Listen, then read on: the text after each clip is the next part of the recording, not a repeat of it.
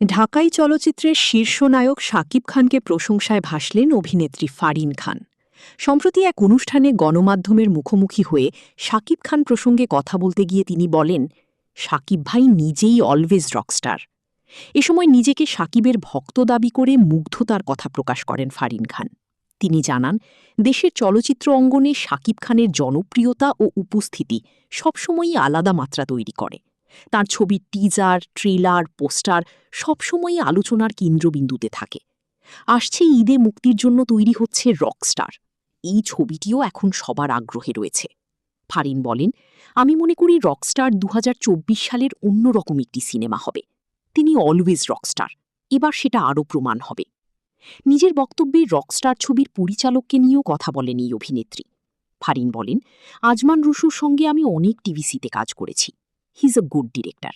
তার নির্মাণে রকস্টার সিনেমাটিও দারুণ হবে বলে আশা করছি।